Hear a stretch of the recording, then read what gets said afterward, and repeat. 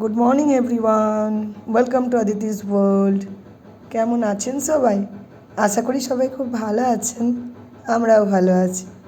এই দেখুন, দিওয়ালির পরে লাইটসগুলো এখনও খুলতে সময় পাইনি। কদিন ধরেই ভাবছিলাম যে এগুলো খুলে দেবো, কারণ সামনের বছর আবার ব্যবহার করতে পারবো। আর তো সেরকমভাবে অকেশন নেই, সামনে আছে ক্রিসমাস, তখন অন্যরকমভাবে সাজানোর প্ল্যান আছে যদি পুনাতে থাকি। আর যদি বেড়াতে চলে যাই তখন আলাদা কথা। তো চলুন, গল্প করতে করতে কিন্তু ওদিকে রান্না বসিয়েছি। তো চলে এসেছি কিচেনে সকাল সকাল।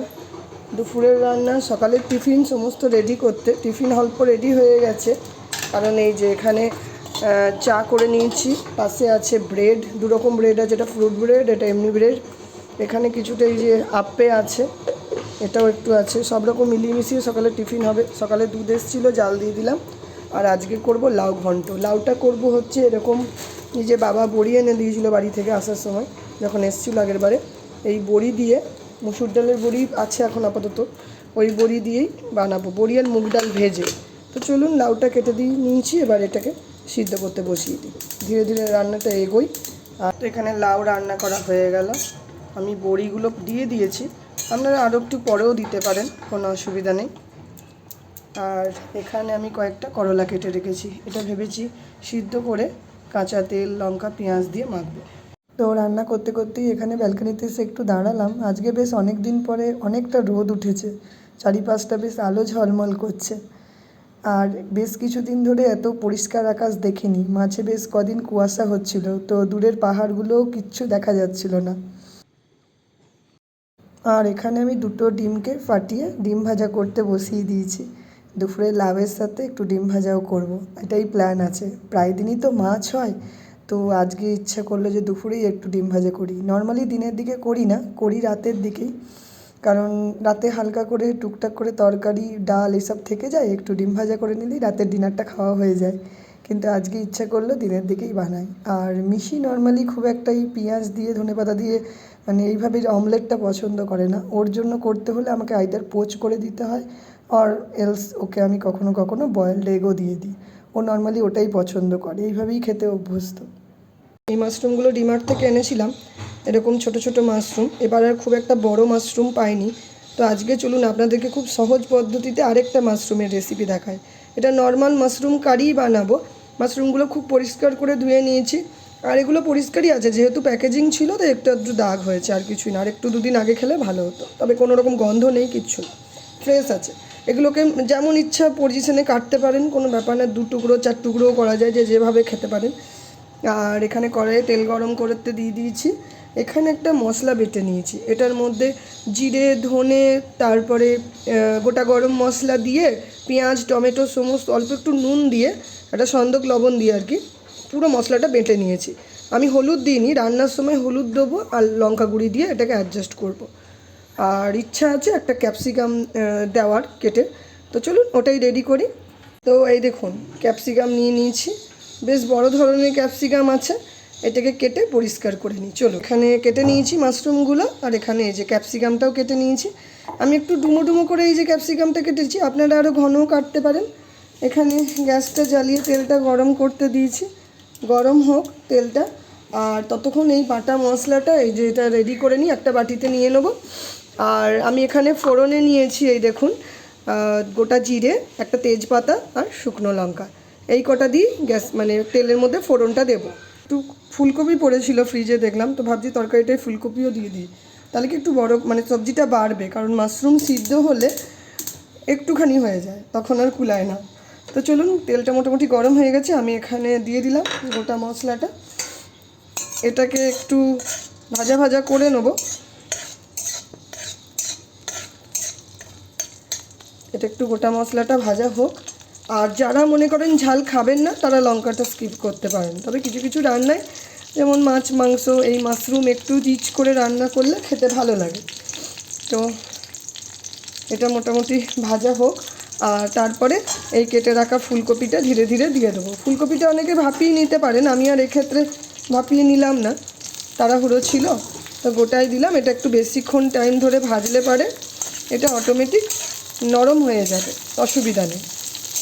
আর এই রান্নাটায় জল খুব কম পরিমাণে লাগে, কারণ মাশরুম থেকে প্রচুর পরিমাণে জল বেরোয়, তো তো মানে যদি শুধু মাশরুম রান্না করা হয় তাতে তো আমি বলবো যে প্রয়োজনই পড়ে না। তবে এখানে একটু জল দেবো আমি, কারণ এই যে কপি আছে, তারপরে ক্যাপসিকাম আছে, এগুলো সিদ্ধ হতে সময় লাগে।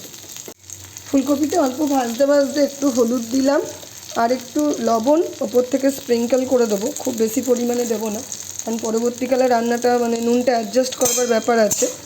তো এটা একটু ভালো করে ভেজে নিই। হলুদটা একটু দিলাম যাতে ভালো করে কালার ধরে। এটা একটু ভাজা হোক। গ্যাসের ফ্লেমটা এই পর্যায়ে এসে লো টু মিডিয়ামে দিতে হবে, তাহলেই হয়ে যাবে। এটা ভাজা হতে হতে আমি তারপরেই দিয়ে দেবো হচ্ছে ক্যাপসিকামটা। এই দুটো ভেজে তুলে নিলেও হবে, তারপর মশলা কষিয়ে পরবর্তীকালে যেমন করে আমরা সবজিতে মেশাই সেটাও করা যায়। ভাবছি সেটাই করব, কারণ এটার সাথে মশলা দিয়ে করতে অনেক মানে সময় লেগে যাবে, কারণ মশলাটা আলাদাভাবে কষবে। তো এটাকে হালকা ফ্রাই করে নিয়ে মানে ওই 80% 70% মতন এটাকে মানে একটু সিদ্ধ করে নেবো, বাকিটা জলে জলে সিদ্ধ হবে। যেখানে ক্যাপসিকাম আর পেঁয়াজটা ভেজে তুলে নিলাম, আর কড়াইয়ে তেল গরম করে অল্প একটু হলুদ দিয়ে দিয়েছি যাতে একটু কালার হয়। হ্যাঁ, এই পর্যায়ে না আরেকটা করা যেতে পারে, একটু চিনি দিয়ে এখানটাকে একটু ক্যারামেলাইজড করে নেবেন, তাহলে সুন্দর একটা কালার হবে, যেমন মাংসের লাল ঝোল যেমন হয় সেরকম। এই যে কালারটা বেরোচ্ছে দেখছেন, এই তরকারিটাতে এরকমই কালার আসবে, আর কিচ্ছু না, অল্প একটু দিয়ে। এই পর্যায়ে যখন এসেছে, এই যে বেটে রাখা এই মশলাটা দিয়ে দিলাম। এটা এখন ভাজা হোক।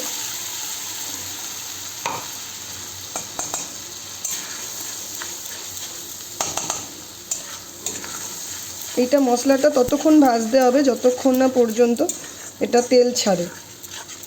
আর আগে থেকেই আমি একটু হলুদ দিয়ে দিয়েছি, এটা আস্তে আস্তে কালার ধরে নেবে।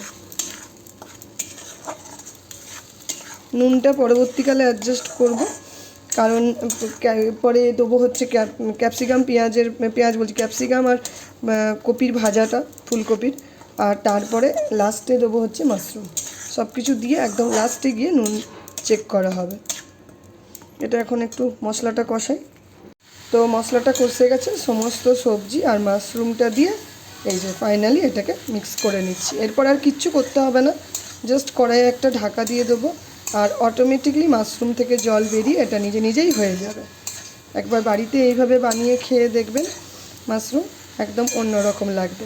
চাইলে মানে ওপর থেকেও ধনেপাতা দিয়ে দিতে পারেন। আমি এই মশলাটা যখন পেস্ট করেছিলাম তার মধ্যে ধনেপাতার ডাঁটা দিয়ে একবারে পেস্ট করে নিয়েছিলাম, তাই আর আলাদাভাবে দিচ্ছি না। আর একটু গরম মশলা, একটু ঘি ওপর থেকে ছড়িয়ে দিলেই অন্যরকম স্বাদের হয়। চলে এসেছি মিনিট 20 পরে। এই দেখুন মাশরুম থেকে কত জল বেরিয়েছে, দেখেছেন? এটাকে আর আলাদা করে জল খুব একটা প্রয়োজন পড়ে না, এটা আস্তে আস্তে হোক। এই জলেই বাকি সবজি সমস্ত সিদ্ধ হয়ে যাবে। এই দেখুন এখন বাজছে প্রায় রাত্রি 11:30, আর বাইরে কনকনে ঠান্ডা, খুব ঠান্ডা পড়ে গেছে এখন লাস্ট 2 দিন ধরে। তো এত রাত্রি অবধি কেন জেগে আছি চলুন দেখাই। চলে এসেছি কিচেনে। রাতের ডিনার সারার পরেও একটা কাজ বাকি ছিল, ভাবলাম সেটাই করে নিই। অনেক দিন ধরেই কী করেছিলাম, গরুর দুধের যেটা মানে ওপরের স্তরটা হয় সেটা একটা টিফিন বক্সে তুলে তুলে রাখছিলাম ফ্রিজে বেশ কদিন ধরে। কারণ এখানে যে গরুর দুধ দেওয়া হয় আর কি, সেটা মানে একদমই মানে ফুল ক্রিম মিল্ক হয় আর কি, একদম মানে এটার মধ্যে কোনো রকম জল মেশানো থাকে না। তো অতটা ফুল ফ্যাট ক্রিম মিল্কটা আমরা যতটা পারি মানে দুধটা খেলেও ওপরে সরটা তুলে রেখে দিই। সেই সরটা দিয়ে আজকে ঠিক করেছি যে একটু ঘি বানাবো, ওটাকেই মানে চাপিয়ে দিয়েছি অল্প অল্প করে দুধ থেকে ননি তুলে, সর থেকে ননি তুলে।